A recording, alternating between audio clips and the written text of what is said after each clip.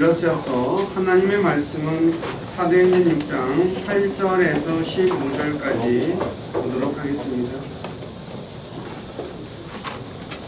한 절씩 교독하겠습니다. 스데반이 믿음과 권능이 충만하여 백성 가운데서 큰 이적들과 기적들을 행하느니라. 그때 사람과 구레네 사람과 알렉산드리아 사람과 일리기아와 아시아에서 온 자들의 페나기라는 회당에서 어떤 자들이 일어나 스데반과 논쟁을 벌였으나 그가 말할 때 사용하는 지혜와 영을 그들이 능히 반박하지 못하더라. 이에 그들이 사람들을 배수하며 이들이 이르되 그가 모세와 하나님을 대적하여 모독하는 말하는 것을 우리가 들었노라 하니라. 또 그들이 백성과 장로들과 서기관들을 선동하며 그에게로 다가가 그를 잡아서 공회로 데려오고 거짓 증인들을 세우니 그들이 이르되 이 사람이 이 거룩한 곳과 율법을 대적하여 신성 모독하는 말하는 것을 그치지 아니하는도다. 그가 말하기를 이 나사렛 예수가 이곳을 헐고 또 모세가 우리에게 전하여 준 관례들을 고치리라 함을 우리가 들었노라 하니라. 공회하는 모든 사람이 똑바로 그를 바라보며 그의 얼굴이 마치 천사의 얼굴과 같음을 보았더라. 아멘. 앉으시기 바랍니다. 잠깐 기도하고 말씀 전하겠습니다. 아버지 하나님 감사합니다. 날씨가 매우 무덥고 또 참 일상생활하기에 힘든 시간들이 있지만 그래도 첫째 날 맞이해서 우리를 구원하시고 우리의 삶 속에 우리와 함께 하시고 우리를 도우시고 또 선한 길로 이끌어 주시는 그 주님을 찬양하고 예배하고자 이 자리에 모였습니다. 이곳에 함께 하셔서 저희 예배 받으시고 또 기록된 말씀을 통해서 주님의 선한 뜻을 우리에게 가르쳐 주셔서 우리가 그것을 배우고 그 말씀대로 우리가 순종해서 우리를 구원하신 주님을 기쁘시게 해드리는 우리 모두가 되기를 원합니다. 그러나 우리는 미련합니다. 또 부족합니다. 그러오니 주님께서 우리에게 지혜도 주시고 힘도 주시고 은혜도 주셔서 하나님 말씀 마음에 새기게 하시고 그래서 말씀을 진짜 우리가 올바로 깨닫고 바르게 행동해서 하나님을 기쁘시게 하고 하나님을 영화롭게 하는 우리 모두가 될 수 있도록 만들어 주시고 또 영광 받으시옵소서. 여러 가지 사정이 있어서 몸이 아파서 참여하지 못하는 지체들 한 분 한 분 붙잡아 주시고 기억해 주시고 힘 주시고 은혜 주셔서 참 일어서게 하시고 그래서 함께 모여서 주님을 찬양하고 예배하는 삶 살아가도록 이끌어 주시고 영광 받으시옵소서. 또 부족한 자 오늘도 이곳에 세워서 하나님의 말씀을 전하게 하신 아버지께 감사를 드립니다. 인간의 생각이나 뜻을 전하지 않게 하시고 오직 살아계신 하나님의 말씀만을 신실하게 전해서 말씀을 듣는 우리 지체들을 말씀 위에 굳건하게 세워주는 저가 되기를 원합니다. 저의 생각과 입술을 붙잡아 주시고 주님의 선한 도구로 사용하셔서 주님만 홀로 영광을 받으시옵소서. 남은 시간을 주님께 의탁하며 우리 주 예수 그리스도 이름 안에서 기도드립니다.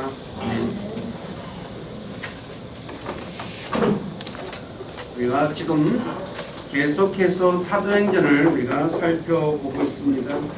그래서 사도행전 2장에 보면 4장 13절 이하에 보면 사도들이 복음을 예수 그리스도를 증거하게 되자 붙잡혀서 예수님의 이름으로 말하지 말라는 위협을 받고 풀려납니다. 그 이유는 바로 성전 문 앞에서 구걸하던 사람, 안전뱅이 태어날 때부터 걷지 못한 사람을 낫게 하는 그 일을 그들이 눈으로 보고 또 백성들도 다 알기 때문에 위협하는 수준에서 끝났습니다. 그런데 다음 장인 5장 17절 이하에 보면 사도들이 예수님의 이름으로 이제 병자들을 고치고 또 많은 사람들에게 한 예수 그리스도를 증거하자 공회에 세워져서 신문을 받고 예수님의 이름으로 말하지 말라는 경고와 더불어 매를 맞은 후에 풀려납니다. 근데 오늘 6장에 보니까 사도행전 6장 7절 8절에 제자들의 활동으로 인해 많은 사람들이 예수 그리스도를 믿습니다. 그리고 우리가 6장 앞에서 보는 스데반, 7 선출직으로 직분을 맡은 스데반이 큰 이적들과 기적을 행할 때 되죠. 그런데 놀랍게도 많은 사람들을 기적과 이적이 행했다는 것은 많은 사람들을 고쳐주고 마귀 들린 자들을 내쫓아줬다는 얘기입니다. 그런데 고마워하지 않고 도리어 스데반이 공회에 세워져서 신문을 받고, 그리고 7장 마지막에 보면 스데반이 돌에 맞아 죽습니다. 예수님의 제자들이 예수 그리스도를 증거함으로 핍박이 점점 증가되죠. 협박에서 매를 맞고 그 다음에 죽이는 사건까지 일어납니다. 그래서 오늘은 점점 심해지는 핍박이라는 제목으로 어떻게 핍박하는지, 무슨 이유로 하는지를 한번 살펴보겠습니다. 사도행전 6장 9절 이하를 보면 스데반이 붙잡혀 신문받고 죽는 모습이 예수님께서 붙잡혀 죽으시는 것과 너무나 흡사하다는 것입니다. 그래서 이들이 뭐 때문에 죽이는지를 보면 알 수 있죠. 근데 이들이 사도행전 6장 9절에 보면 리베리티 사람과 구레네 사람과 알렉산드리아 사람과 길리기아와 아시아에 온 자들의 회당이라 하는 회당에서 어떤 사람들이 이제 스데반과 논쟁을 벌이죠. 그런데 논쟁을 벌이는 이 사람들이 모인 곳은, 회당은 여러 회당이 아니라 바로 그러니까 리베리티 사람과 구레네 사람, 알렉산드리아, 이제 아프리카 쪽에서 온 사람들과 아시아, 터키 지방의 사람들이 모이는, 즉 회당도 아마 이 회당은 유대인들만 모이는, 그러니까 유대 쪽에 있는 사람, 유대 땅에 있는 사람들만 모이는 곳이 아니라, 그러니까 먼 지방에 있는 사람들이 모이는 그런 회당이었던 것 같습니다. 그래서 이 회당은 여러 개 회당이 아니라 하나의 회당입니다. 그 회당에서 바로 이제 사람들과 이제 스데반과 논쟁을 벌이죠. 그래서 리베르티 사람과 구레네 사람과 알렉산드리아 사람과 길리기아와 아시아에 온 자들이란 것은 제가 프린트물에 나와 있는 거 보시면 참조하시면 될 것 같습니다. 근데 이 스데반과 논쟁을 벌인 자들이 누구인지 정확히 언급하고 있지 않으나 분명한 것은 유대교를 믿는 자들임에 분명하죠. 즉, 그러니까 다른 땅에서 흔히 말하는 대로 디아스포라라고 하죠. 그러니까 멀리 떨어져 있는 사람들이지만 회당에 와서 논쟁을 벌였는데 스데반의 지혜와 영을 이기지 못합니다. 논쟁에서 지니까 흔히 말하는 대로 이제 화풀이하는 것 형식으로 스데반을 핍박하고 죽인다는 거죠. 왜 스데반을 이기지 못했을까요? 지혜이신 주님께서 스데반과 함께 하셨기 때문입니다. 이것은 예수님께서 누가복음 21장 12에서 15절에 제자들에게 미리 앞으로 너에게 이런 일들이 일어날 때 내가 어떻게 해주겠다는 그런 말씀을 하셨죠. 제가 읽어드리겠습니다. 그러나 이 모든 일들이 있기 전에 그들이 내 이름으로 인하여, 그러니까 예수님으로 인하여 너희에게 손을 대어, 그러니까 붙잡아서 너희를 핍박하고 회당과 감옥에 넘겨주며 왕들과 치리자들 앞에 끌려가려니와 그것이 너희에게 증언의 기회로 바뀌리라. 그러니까 끌려갔는데 거기서 신문을 당하는데 그때 어떻게 되느냐? 바로 예수님에 대한 증언하는 기회가 된다는 거예요. 그러니까 하나님께서 붙잡혀 가게 허락하신다는 거죠. 이것들 보면. 그래서 그러므로 너희가 대답할 것을 미리 궁리하지 않으리라고 마음속에 정하라. 끌려가면 내가 이렇게 대답해야지, 그렇게 생각하지 마라 이거예요. 왜 그러냐? 너희의 모든 대적들이 너희를 반박하거나 대항하지 못할 입과 지혜를 내가 너희에게 주리라. 얼마나 대단한 겁니까? 우리가 흔히 말하는 대로 뭐 어디에 붙잡혀가면 어떻게 해요? 내가 무슨 말을 어떻게 해야 되지? 막 머리를 갖다 흔히 말하는 대로 머리를 막 굴리잖아요. 근데 예수님이 뭐라 그래요? 그런 생각하지 마라. 그때 내가 너희에게 반박하는 그런 말을, 그러니까 대항하지 못할 말을 너희에게 주니까 너는 내가 주는 것대로만 얘기하라 라고 이야기를 한 거죠. 그러니까 스데반이 어떻게 됐습니까? 이들하고 대화를 하니까, 논쟁을 하니까 이길 수밖에 없는 거죠. 왜 이길 수밖에 없습니까? 바로 하나님께서 하나님의 지혜로 이 스데반을 지혜롭게 해주셨기 때문이라는 거죠. 성경은 하나님의 어리석음은 세상의 지혜보다 더 뛰어나다고 고린도전서 1장 25절에 말씀하고 있어요. 하나님의 지혜를 능가할 지혜는 없죠. 그러니 이 스데반을 대적하는 사람들이 스데반을 이길 수 있겠습니까? 없겠습니까? 없죠. 얼마나 놀라운 일입니까? 예수님께서 이 땅에 계실 때에 바리새인들과 사두개인들이 수많은 것을 가지고 예수님을 시험했습니다. 근데 이 부분은 제가 나중에 예수님을 시험한 것들을 다 뽑아가지고 한번 성경 공부 시간에 하도록 하겠습니다. 그리고 예수님을 이기지 못하죠. 그런데 오히려 예수님께서 마태복음 22장 41절에 보면 바리새인들에게 질문을 합니다. 근데 이들이 어떻게 해요? 예수님의 질문에 대답을 하지 못합니다. 흔히 말하는 대로 말문이 딱 막혀버리는 거죠. 뭘 질문했겠습니까? 그러니까 다윗이 영안에서 주님을 주라고 부르며 이르되 주께서 내 주께 이르기를, 주님이 내 주님께 이르기를, 말이 이상하잖아요. 그죠? 그래, 내가 내 원수들을 내 발받침으로 삼을 때까지 너는 내 오른편에 앉아있으리라 하셨도다 하느냐? 그러면 다윗이 그를 주라고 부를진데 어찌 그가 그의 자손이 되겠느냐? 라고 얘기해요. 다윗이 이 주님을, 그러니까 주님이라고 부르는데 어떻게 주님이 다윗의 자손이 될 수 있느냐? 라고 얘기를 하는 거죠. 그러니까 흔히 말하는 대로 뭐예요? 뻥? 쪄버렸어요. 그러니까 어떻게 해요? 그날 이후로 감히 예수님께 또 질문을 하지 못했다 라고 얘기해요. 왜 질문을 못했어요?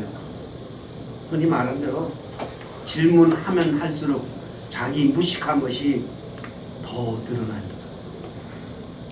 오늘날에도 마찬가지예요.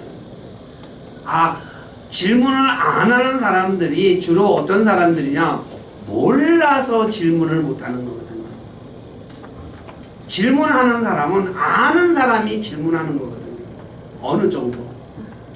그러니까 모르니까 질문하면 뭐야? 그것 주변 사람들이 그것도 몰랐냐? 하고 할까봐 그 소리가 듣기 싫어서 어떻게 해요? 질문 안 하는 사람들이 굉장히 많아요. 그런데 제가 여러분들에게 얘기 드릴게요. 그거 개의치 마시고 성경에 관해서, 하나님에 관해서 모르는 게 있다면 질문하세요. 그래서 바르게 알고 바르게 믿어야 됩니다. 오늘날 수많은, 대한민국에 그리스도인이 한 800만 명 된다 그래요. 근데 죄송한 얘기지만 제대로 알고 믿는 분들 그렇게 많지 않아요. 그냥 믿는 거예요. 그냥 믿는 거. 흔히 말하는 대로 맹목적인 믿음. 그러니까 신천지 같은 이단 무리들이 그렇게 활개를 치는 거예요. 활개를 쳐도 어떻게 해요? 대항도 못해요. 기껏 대항한다는 게 뭐예요? 이단이야 그래요. 그렇게 해서 끝내버려요. 왜 그런 일이 벌어져요? 알면은 대항할 수 있잖아요. 근데 모르니까 앉아서 듣기만 하니까 당하는 거예요. 우리 교회 식구들은 주변 사람이 그것도 몰라라는 그런 생각하지 마시고 모르는 거 있으면 꼭 물어보세요. 그리고 바르게 알고 바르게 믿을 때 우리가 진짜 주님께 바른 소망 가운데 살아갈 수 있습니다. 그래서 우리 교회 식구들은 진짜 하나님에 대해서 예수 그리스도에 대해서 정확하게 알고 믿고 그리고 그대로 살아서 나중에 주님 앞에 섰을 때 진짜 네가 잘했다 하고 칭찬받는 그런 분들이 되시기를 주님의 이름으로 간절히 부탁드립니다. 무엇보다도 그렇기 때문에 우리가 세상 사람들의 지혜를 이기기 위해서는 무엇을 구해야 될까요? 하나님의 지혜를 구해야 한다는 거죠. 성경은 야고보서 5장 1절에 지혜가 부족하면 모든 사람에게 너그러이 주시고 꾸짖지 아니하시는 하나님께 구하라 라고 말해요. 근데 세상에는 어때요? 뭔가를 구하면 어떻게 지혜를 구하면 야 임마 여태까지 그것도 몰랐어? 하고 꾸짖죠. 근데 하나님은 어때요? 꾸짖지 아니하신다고 분명히 말해요. 이거 잊지 마시기 바래요. 예수님께서 세상에 계실 때 제자들이 비유를 통해서 얘기해 줄 때 그들이 몰랐어요. 예수님께 조용히 계실 때 예수님께 와서 묻죠. 예수님께서 뭐예요? 다 대답해 주셨어요. 하나도 대답해 주지 않은 게 없어요. 그런데 오늘날 그리스도인들은 어때요? 모르면서도 알려고 구하지 않는다는 거예요. 지혜롭지도 못하면서 바보 같은 짓을 골라가면서 하면서도 하나님께 지혜를 구하지 않고 살아간다는 거예요. 오늘 저와 여러분들은 야고보서 5장 1절 5절의 말씀을 꼭 외우시기 바랍니다. 하나님은 꾸짖지도 아니하시고 뭐예요? 너그러이 주신다 그랬어요. 너그러이 아까워하면서 주는 것이 아니라 그냥 흔쾌히 주시는 거예요. 그렇다면 구해야 할까요? 말아야 할까요? 당연히 구해야죠. 그런데 너무나 많은 사람들이 지혜를 안 구하고 산다는 거예요. 우리는 살아가면서 여러 가지 어려운 문제를 겪으며 살아갑니다. 근데 그때 누구에게 지혜를 구해요? 옆에 친구에게? 내 또 인생을 많이 살은 사람에게? 물론 그런 사람에게 구하는 것도 좋습니다. 그러나 그거보다도 더 구해야 할 것은 바로 지혜이신 하나님, 그 하나님에게 지혜를 구하는 분들이 되어야 한다는 거죠.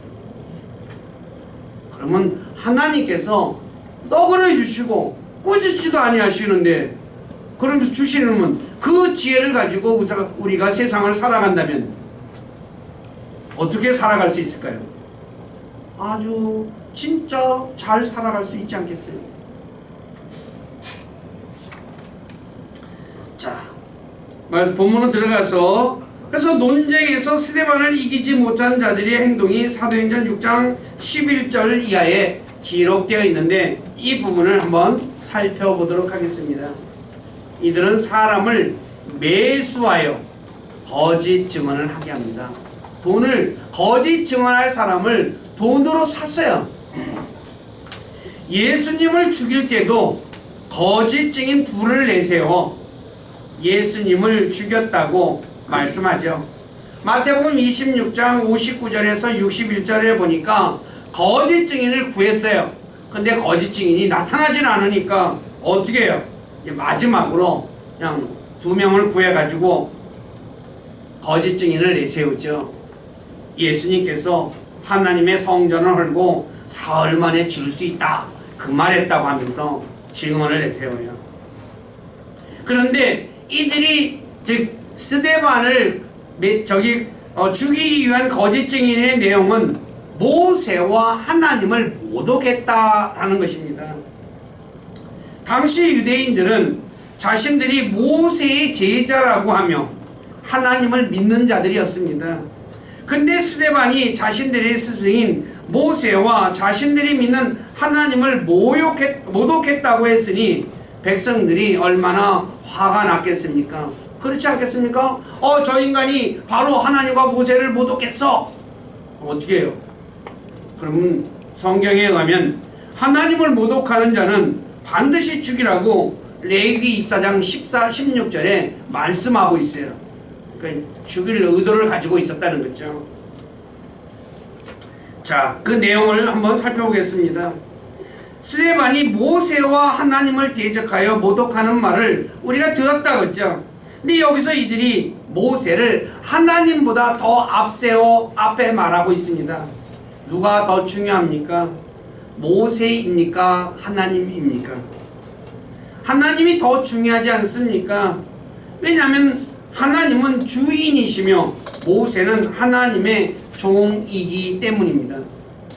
히브리서 3장 5절에 보면 모세는 하나님의 온 집에서 종으로 신실했다라고 말씀하고 있어요.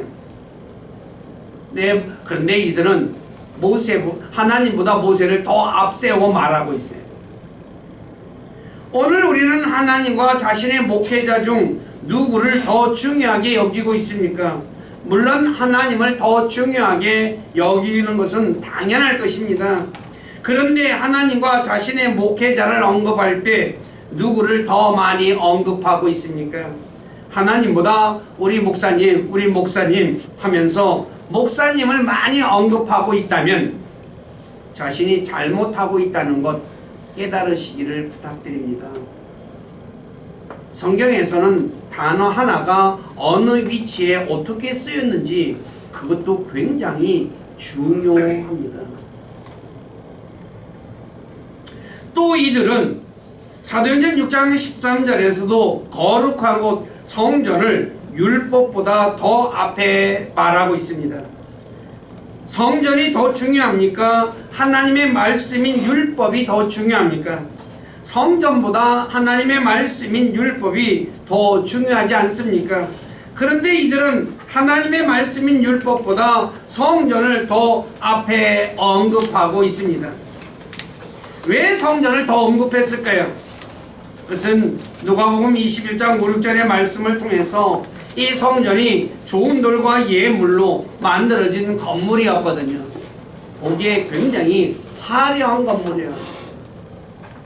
당시 헤롯 성전은 46년에 걸쳐서 아름답고 화려하게 건축되었습니다.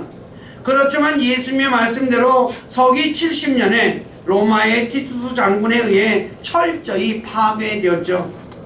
마찬가지로 아무리 아름답고 화려하게 지은 예배당이라 할지라도 주님께서 재림하시면 모두 불타버릴 것입니다.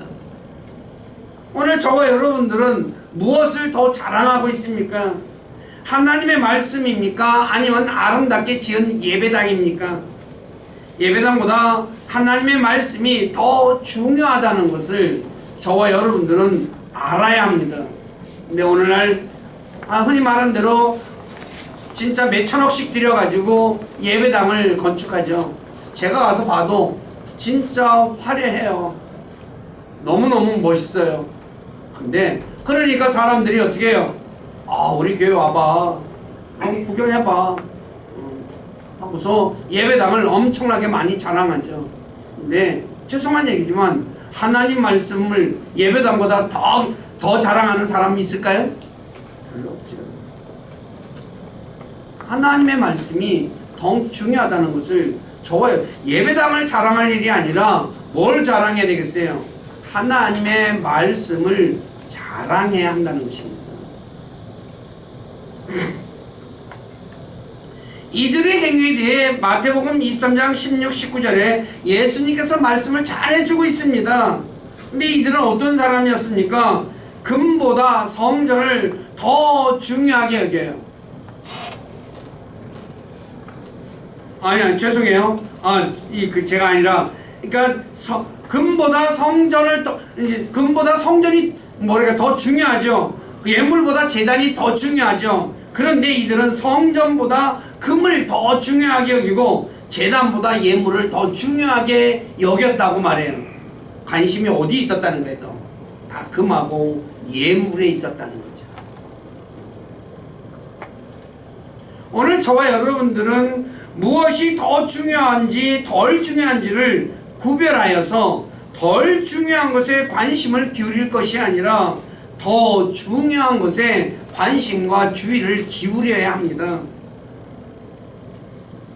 그렇기 때문에 오늘 저와 여러분들이 내가 지금 어디에 관심이 있는가, 하나님의 말씀에 관심이 있는가 한번 잘 생각해 보시기 바라요. 이들의 한 행동에 사도행전 6장 14절에 보면 하나님의 말씀에 대해서 말하지 않고 스데반이 모세가 우리에게 전하여 준 관례를 고쳐야 한다 라고 말했다는 거예요. 하나님의 말씀에 대해서는 언급하지도 않아요. 뭘 언급해요? 모세가 전해준 관례. 이 관례라는 말은 영어 단어로 커스텀입니다. 단복수로 모두 27번 사용됐는데 뜻은 사회적인 관습, 풍습, 우리가 흔히 관세라고 할 때 커스텀을 쓰죠. 세금 같은 이런 것을 이 의미를 가지고 있습니다. 흠정역에서는 여러 가지로 번역을 했습니다. 관례라고도 관습, 풍속, 풍습, 관세, 세금 이렇게 다양하게 번역했습니다. 예수님 이 유대인들처럼 자신의 의를 내세우는 사람들은 하나님의 말씀보다 모세가 더 중요하며 모세가 전해준 관례를 더 염려하고 있다는 거죠. 오늘 저와 여러분들은 무엇을 더 중요하게 여기고 있습니까? 하나님의 말씀입니까? 아니면 어떤 유명한 사람입니까? 그리고 사람이 말한 그 말의 내용입니까? 저와 여러분들이 중요하게 여겨야 할 것이 무엇이냐는 거죠. 하나님의 말씀이라는 것 잊지 마시기 바랍니다. 그래서 두 번째, 이들은 백성과 장로들과 서기관들을 선동하여 스데반을 잡아 공회에 세웁니다. 선동의 뜻은 사람들을 부추겨 행동하도록 뒤에서 조장하는 거죠. 수제사장들이 백성들을 선동하여 예수님을 십자가에 못 박도록 했듯이 여기서도 백성들과 장로들과 서기관들을 선동하여 스데반을 잡아 공회에 세웁니다.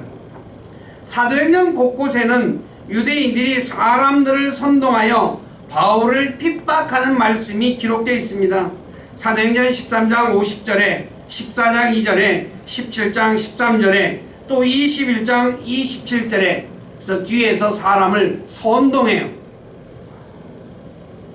살펴보았듯이 유대인들은 자신들이 백성을 선동하여 사도들을 핍박했는데 사도행전 24장 5절에 보면 오히려 바울을 가리켜 선동을 일으키는 자라 라고 하면서 고소합니다.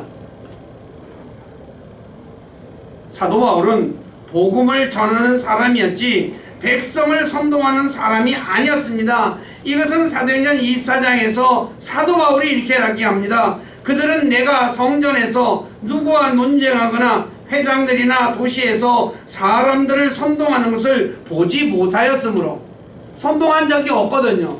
그러니까 내가 선동하는 걸 다른 사람이 봤어요, 못 봤어요? 못 봤다라고 얘기하는 거죠.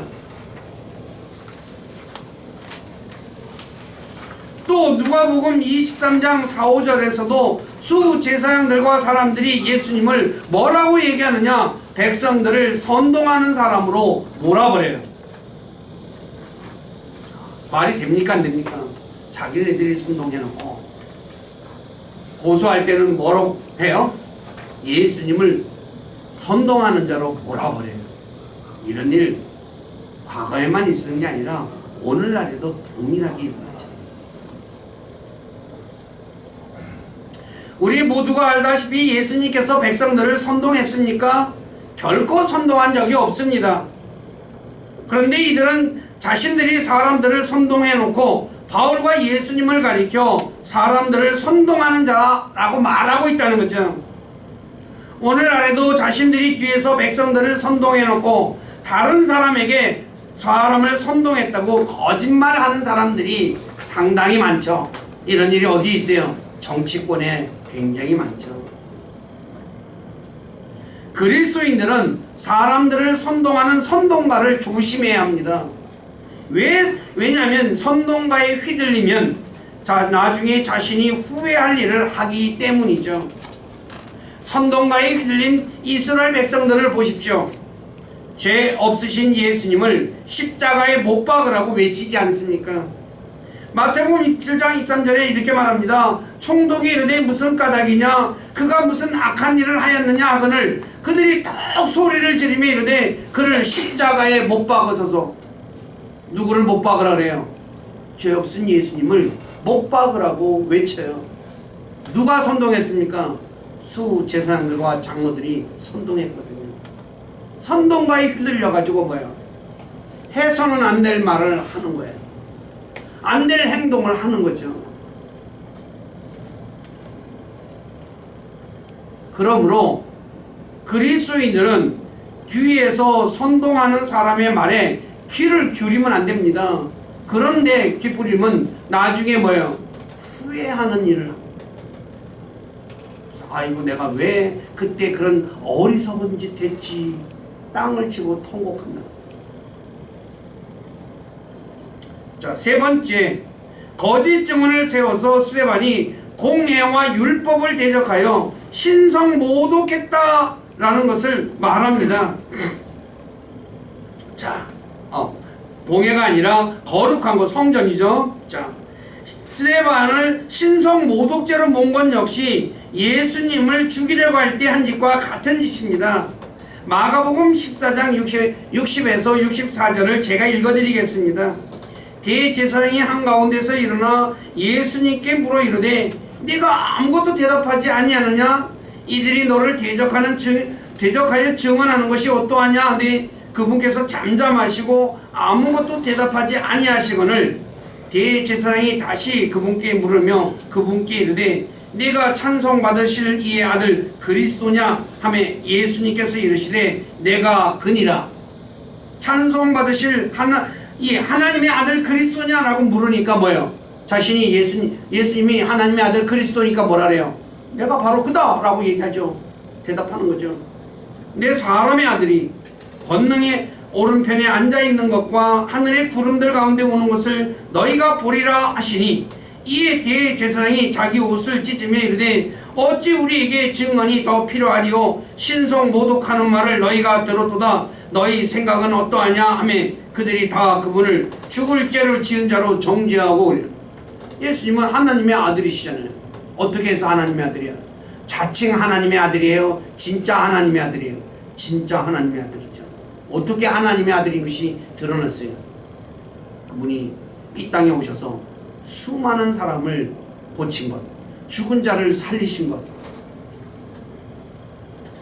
마귀 들린 자에게 마귀를 내쫓아 주신 것, 이것을 통해서 뭐예요? 자신이 메시아이신 것을 보여주신 거죠. 침례 요한의 제자들이 예수님께 와서 묻잖아요. 요한이 보내서 우리가 오실 그분을 그러니까 당신이 오실 그분입니까? 메시아입니까? 아니면 우리가 다른 일을 기다려야 합니까? 라고 물어요. 그러니까 뭐예요? 내가 메시아다 라고 직접 얘기 안 해요. 뭐라고 얘기해요? 너가 보고 들은 거 가서 얘기해라. 귀머리가 듣고 앉은 매가 일어나고 눈먼 자가 눈을 뜨고 그거 봤지 않냐? 가서 그대로 얘기하라. 그 말은 뭐예요? 바로 이 기적을 통해서 자신이 하나님의 아들이신 것을 보여주신 거예요. 근데 이들은 이 자신들의 눈앞에서 눈먼 자가 눈 뜨고 앉은 맹이가 일어나고 흔히 말하는 죽은 자가 살아나는 것 다 봤어요. 마비병 환자가 또 일어나서 들것에 걸렸다가 걸어 나가는 것도 보고. 그런데 뭐예요? 인정하지 않았다는 거죠. 인정하고 싶지가 않은 거죠.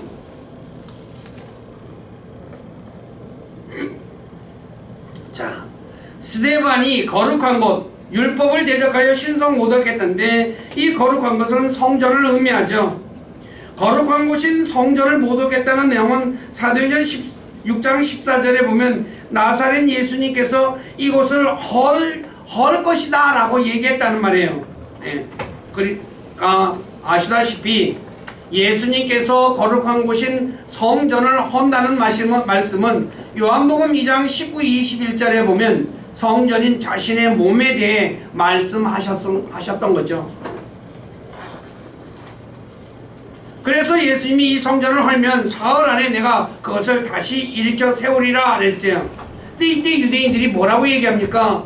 아니 46년 걸려 지었는데 어떻게 네가 사흘 안에 세우냐 라고 하니까 예수님이 뭐예요? 제자들은 나중에 이것을 알았죠. 성전인 자기 몸을 가리켜 말씀하신 것이다.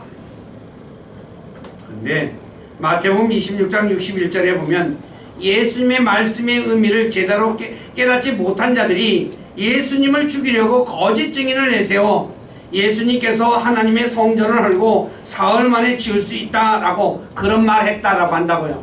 하면서 거짓말했다고 하면서 죽이죠. 자, 오늘날에도 말의 앞뒤 전후를 살피지 않고 한 문장만 가지고 사람을 공격하는 자들이 있죠. 이러한 자들은 사람을 해치려고 아주 사악한 의도를 가진 사람들입니다. 그리스도인들은 이런 사람을 조심해야 합니다. 무엇보다 누가 어떤 말을 했다고 했을 때 그 말을 하게 된 연유가 무엇인지 말의 앞뒤 문맥을 살펴보는 사람이 되어야 합니다. 그래야 거짓말하는 사람에게 속지 않습니다.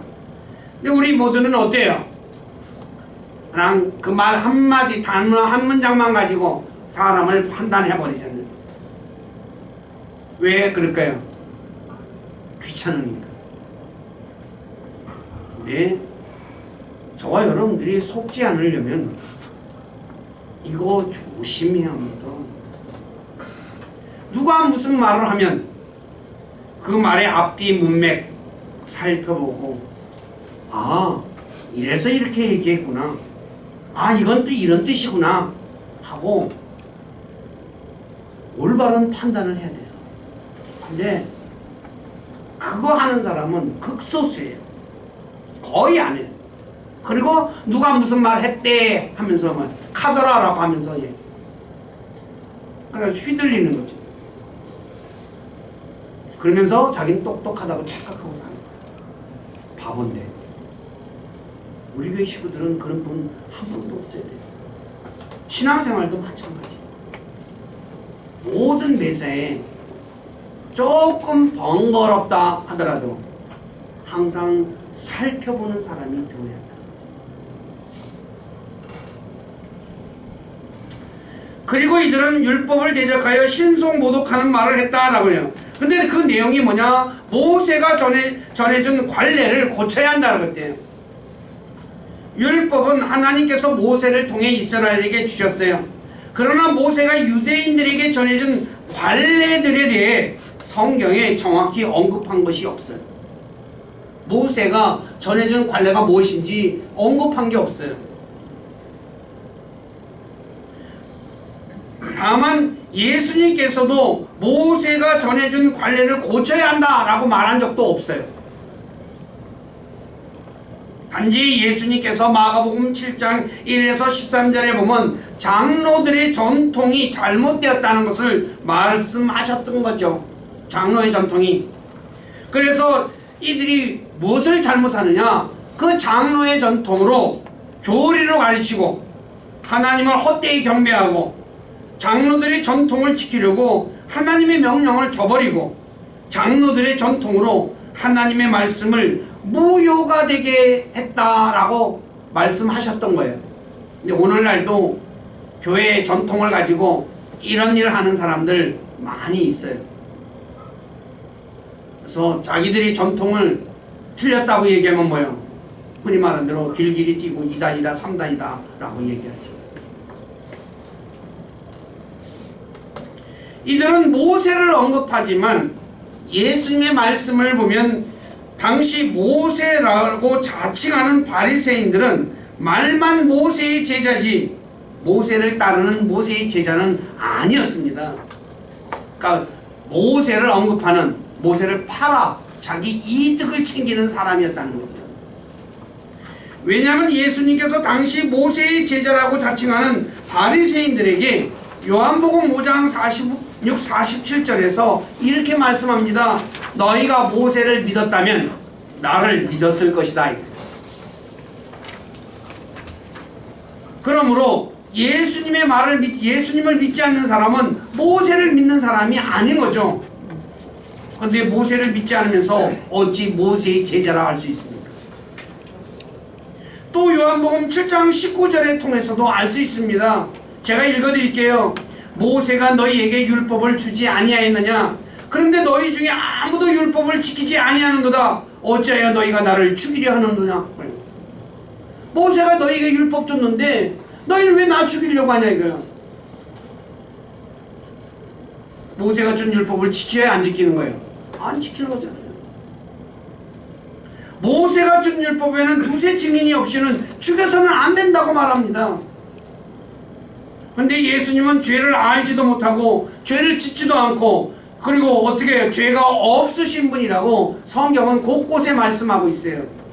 그런데 이들은 죄 없는 예수님을 죽이려고 했어요. 왜 죽이려고 했어요? 자기들이 만들어놓은 안식일의 전통을, 장로의 전통을 안 지키기 때문에. 그래서 죽이려고 했죠. 자기들이 만들어놓은 것 안 지킨다고 죽이려고 하는 거예요.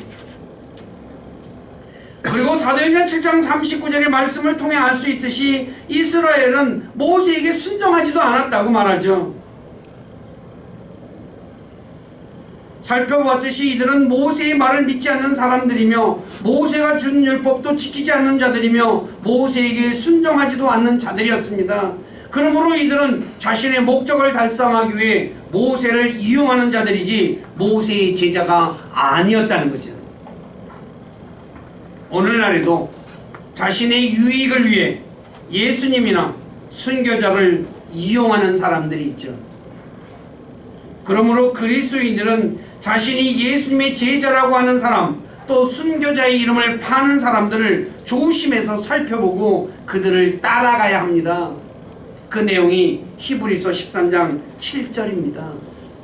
하나님의 말씀을 너희에게 일러주고 너희를 다스리는 자를 기억하며 그들의 행실의 결말을 깊이 살펴보고 그들의 믿음을 따르라. 어떻게 해요? 무조건 따르래요? 살펴보고 따르래요? 살펴보고 따르라. 근데 우리는 어때요? 말만 믿고 그냥 따라가요.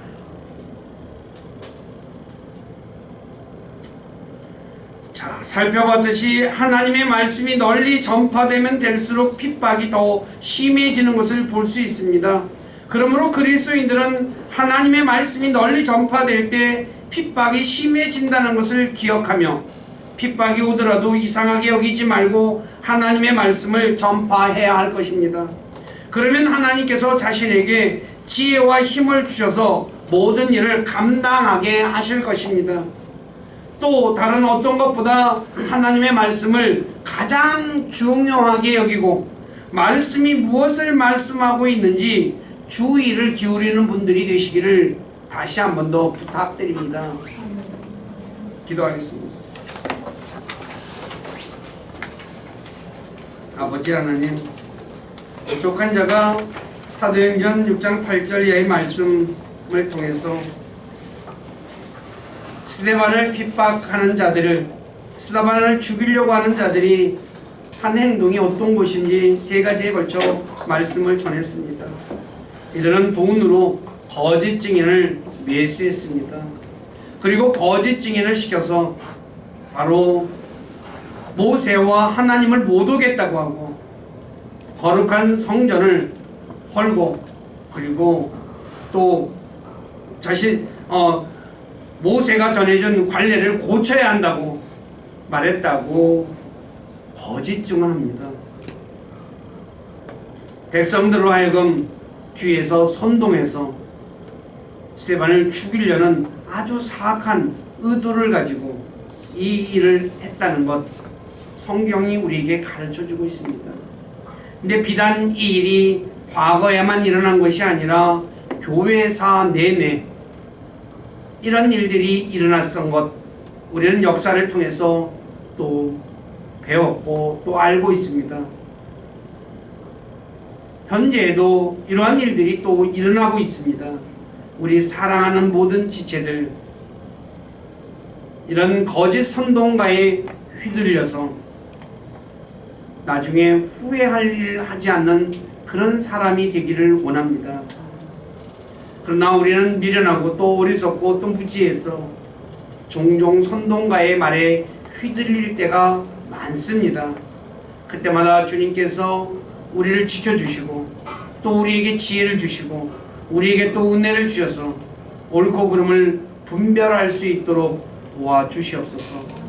그래서 우리가 무엇보다도 하나님 말씀, 사람의 말에 귀를 기울이지 않고 하나님이 무엇을 말씀하고 있는지 우리가 거기에 귀를 기울이고 그 말씀에 순종하는 우리 교회 모두가 되어서 우리를 권하신 주님을 기쁘시게 해드리는 우리 교회가 되도록 만들어주시고 또 그렇게 살 수 있도록 힘과 지혜와 은혜를 더하여 주시옵소서. 그래서 주님만 홀로 영광 받으시기를 간절히 원하며 우리 주 예수 그리스도 이름 안에서 기도드립니다. 아멘.